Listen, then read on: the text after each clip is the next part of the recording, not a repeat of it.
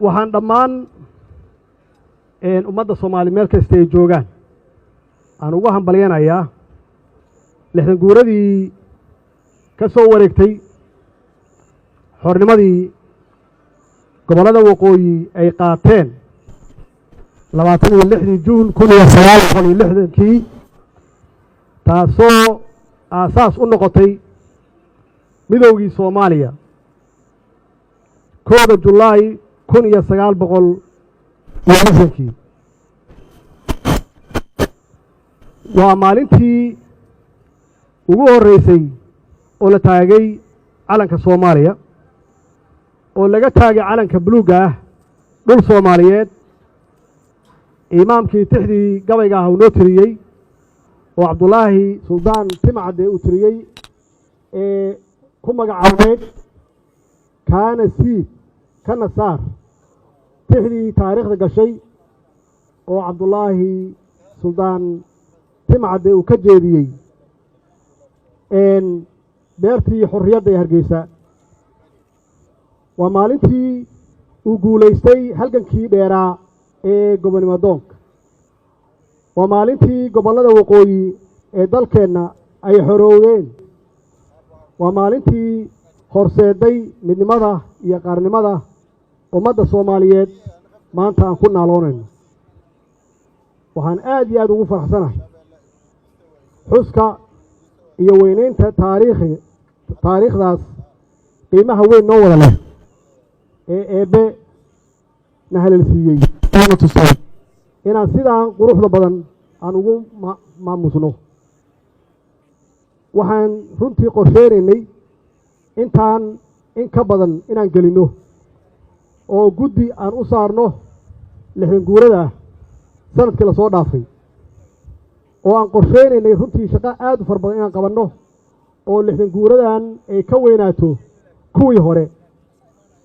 bacdama aan 60 jirsanay laakiin nasiib darro waxaa caqabad badan ugu noqday COVID-19 oo socodkii adduunka oo dhan yareeyay annaga dhexdeena xitaa socodkii yareeyay wax badan aan qaban lahayn runtii na hor istaagay laakiin waxaan qorsheynaynay inaan aad iyo aad u weynayno sidaad arkaysaan caawa xitaa buloleerkii la samayn jiray waa naga soo gaari waayey waxaan dareensanahay qiimaha weyn ee madax bannaanida iyo yagleelidda qarannimada ummadda Soomaaliyeed ay ugu fadhido waxaa la soo maray halgan dheer oo naf iyo maalba lagu bixiyey waxaa mahad ilaahay ah oo mahad iska leh halgamayaashii dadkii runtii ilaahay ku aadiyey inay fahmeen waxa kaliya oo gobonnimo lagu heli karo iyo midnimo lagu heli karo inay tahay in laga guuro ama laga tago qabiilka iyo qabyaaladda waxaa kaloo mahad iska leh halyeeyadii u soo halgamay ama soo dagaalamay oo u huray naftoodii iyo dhiiggoodii dhaxal wanaagsanna nooga tegey oo aan haynaa hadda halgankii xornimadoonka ee ka socday dhammaan dhulka soomaalida waxaa kaalin weyn ka qaatay dhalinyarada soomaaliyeed hadday yihiin koonfur iyo waqooyiba dhalinyaradaas oo ku midaysnaa ururadii gobonnimodoonka ahaa ee la odhan jiray SNL iyo SYL waxaa xusid mudan kaalintii SNL ay ku lahayd halgankii gobonnimodoonka iyo xoreynta gobollada waqooyi oo la mid ah doorkii ay SYL ku lahayd xornimada gobollada koonfureed labadaas urur waxay lahaayeen xiriir adag waxay ku midaysnaayeen hal hadaf oo ah midnimo oo ah xorriyad in la helo saas darteed waa inaan mar walba aan muujinno doorkii SNL ay ku lahayd sidaan u muujinno tan doorkii ay ku lahayd SYL mar walbaba waxaa hubaal ah in dhallinyarada SNL iyo SYL ay guteen waajibaadkii ka saarnaa jiilkan hadda jooga inay ku noolaadaan xorriyad iyo sharaf 60 sano kadib waxa ay xaqiijiyeen jiritaanka jiilka hadda jooga waxay xaqiijiyeen jiritaanka dal Soomaaliyeed oo xor ah waxayna taariikhda ku galeen inay ahaayeen dad ogaa in lagu gaari karo gobonnimo iyo midnimo in lagu gaari karo waxaa ugu horeeya daacadnimo siday sheegeen iyo cadaalad suubanaan iyo wanaag wadaniyad ama patriotic walaaltinimo is-ixtiraam isqadarin geesinimo in loo dhinto dalka markay ay gaarto iyo in kor loo qaado qof walba oo Soomaali ah qabkii Soomaaliga iyo sharafkii in kor loo qaado oo wax walba laga hormariyo intaas ayay ahayd wixii keenay midnimada maanta iyo gobonnimada aan ku naaloonayno kuwii naga horreeyey oo aan ku sheegnay SYL iyo SNL waxay nooga tageen dhaxal su-aashu waxay tahay maxaan annagu uga tegaynaa kuwa hadda jooga waa ognahay waxay nooga tageen inay ahayd inaan Soomaaliya xor noqotay inaan midownay inaan yeelanay dawlad midnimadu macnaheedu waa xooggaasna aan ku istaagnay dadkeennii ay ku heleen maxaan ku raahdaa adeegii bulshada dhallinyaradeenii ay heleen iskuul lacag la'aan ah waxbarasho lacag la'aan ah caafimaad lacag la'aan ah in la dhiso amnigii iyo dowladnimadeennii iyo ciidankeenna la dhiso kadibna markii annaga hawsheennii dhexdeenna aan dhammaynay aan u tallaabnay inaan Afrika wax ka horeyno oo cidda naga liidata aan kaalmeyno aan gargaarno maanta marka adduunka aad aado cid walba kula hadasha waxay soo xasuustaan Soomaalidii hore iyo sidii ahaayeen iyo sidaan Afrika u caawinay iyo marba ku sheegaan iyo sidii aan garab u siinay qolooyinkii markaas dawladihii aan gobonnimada gaarin waxaasoo dhan waxaan ku gaarnay waxay ahayd midnimo waxay keentaa dawlad wanaag midnimo waxay keentaa bulshadaada inay ka xaqabeelaan adeegooda iyo wixii dawlad laga rabay annaga hadda xagee yaan u soconnaa marka sida la sheego 60 sano jirnaa 30 sano waa wada joognay meel fiican bay wax noo maraayeen inkastoo dhaliilo ay jireen laakiin dalku waa haystay dalku mid buu ahaa ummadeenu waxay la tartamaysaa caalamka intiisa kale ma jirin kala qoqob qabyaalad xoog leh ma jirin oo qofku uu ka hormariyo wadaniyada iyo qarannimada ma jirin taas way waxa aan rabno inaan wax ka cabirana marka 30kii la soo dhaafay waxaan sameeynaa wixii ka duwanaa wixii dhalinyaradaas ay sameeyeen Soomaaliyeed oo ahaa in ay iska fogeeyaan wax alla wixii kala qaybin kara oo igu horeyso qabyaaladda iyo gobolaysiga ay ku xigto taasna runtii 30kii sano ee la soo dhaafay aan ka galnay adduunka meel aad iyo aad u hooseysa oo aan la sheegi karin oo ceeb leh aan ka galnay wax kasta aad fiiriso haddii aad gasho Google-ka haddii aad gasho YouTube-ka meel walba aad gasho meesha ugu hooseysa aan ka joogno adduunka annagoo cabiranayna halbeegna ay noo tahay farqiga u dhaxeeya markay ummaddu mid yihiin oo ay walaalo yihiin oo nidaam fiican iyo dawlad fiican ay haystaan ay isku kalsoon yihiin iyo marka ummaddu ay kala irdhoobaan ummaddu ay kala fogaadaan ummaddu ay qabyaalad iyo qabiil ay noqoto hooygooda markii gobolaysi uu noqdo wax qabiil ku dhisan markuu noqdo markii dalku dad ay yiraahdaan waa kala tagnay waxa soo idil waxa aan ka dhaxalnay waa ognahay waxaan ka dhaxalnay sumcad xumo oo adduunka dhan noo taala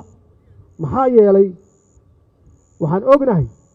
kuma tartami karno qabiil adoo qabiil wata Ethiopia lama tartami kartid Kenya lama tartami kartid Uganda lama tartami kartid Suudaan lama tartami kartid Carabaha lama tartami kartid maxaa yeelay qaabka aad ku wajahaysaa khaldan maxaa yeelay iyagu qabiil maaha waxa ay kuula tartamayaan waxay kuula tartamayaan waa qaran maaha gobolaysi waxay kuula tartamayaan marka adigu kii walaalka ahaa haddii uu ku weeyahay oo aadan arkaynin wax kale oo aadan arkaynin sidii annagoo qaran aan ula tartami lahayn caalamka intiisa kale waxa weeye waxaad noqonaysaa in aad mar walba aad ka hooseyso oo mar walba hoos lagu fiiriyo oo mar walba aad taakuleen iyo caawimaad aad weydiisato adigoo ah hal dad oo walaalo ah adigoo ilaahay khayraad badan ku siiyey adigoo ilaahay ka dhigay dadka Soomaaliya lagu yaqaano oo shakhsi markay tahay aan nahay dadka ugu quality fiican dhinac walbaba laakiin markay noqoto maamul markay noqoto wada shaqayn markay noqoto dawladnimo aan ka galno meesha ugu hooseysa waxaan hadda u soconaa marka 30 cusub yaan u soconaa 30ka cusub ummadeenu maxay naga dhaxlayaan marka ilaa aabayaasheen waa sheegay waa soo halgameen waa loo xiray waa loo dilay waa u dhinteen xoolahoodii iyo dhaqaalahoodii waa ku bixiyeen in Soomaaliya ay la sinaato ama ay ka sarreyso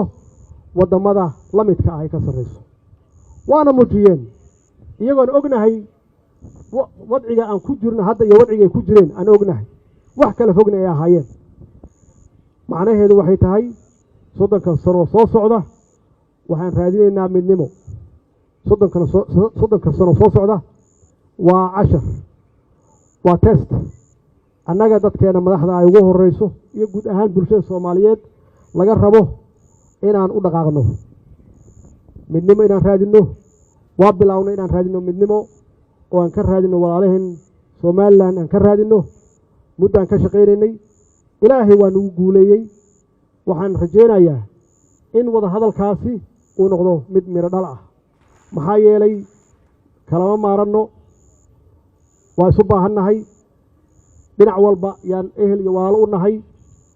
haddii dhinac uu ku maqan yahay waa ognahay waa aragnay khibradeeda waa haynaa dhinac kale inuusan dhaqaaqi karin intay naga maqan yihiin ma dhaqaaqi karno iyaguna ma dhaqaaqi karaan marka inaan annagu isfiirsan marka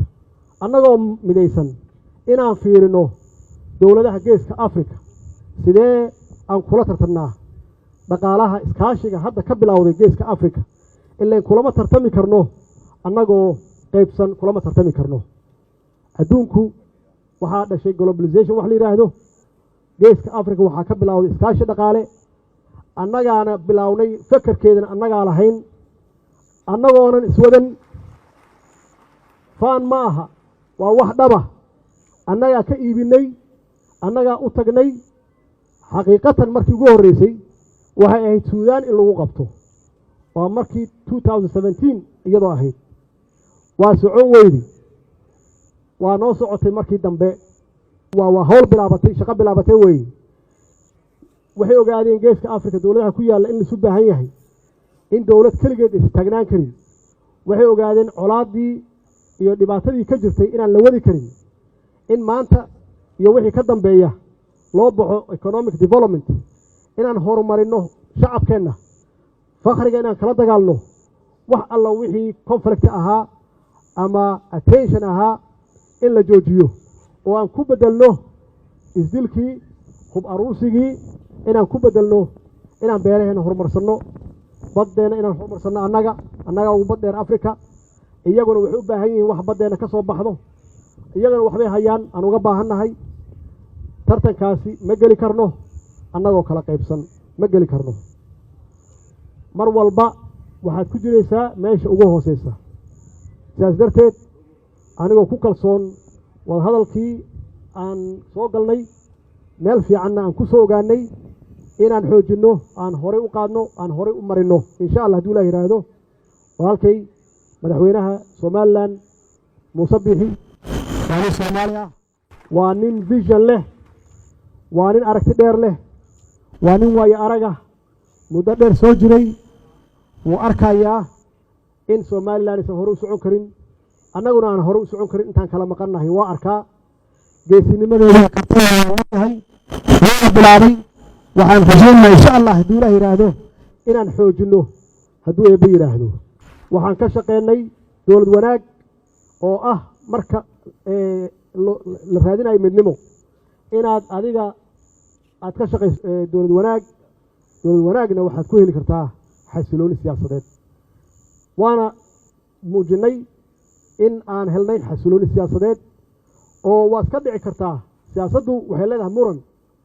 iyo kala fakr duwanaansho leedahay waxyaabahan dhacaya dhib ma laha waxa weeye waa exercise oo dimuqraadiyad ah weeye ma aha kala tag iyo kala fogaansho ma aha waad aragtaan mar walba ay wax dhacaan waxay ku dambaysaa in la isu soo noqdo oo caqliga shaqeeyo oo laga shaqeeyo danta guud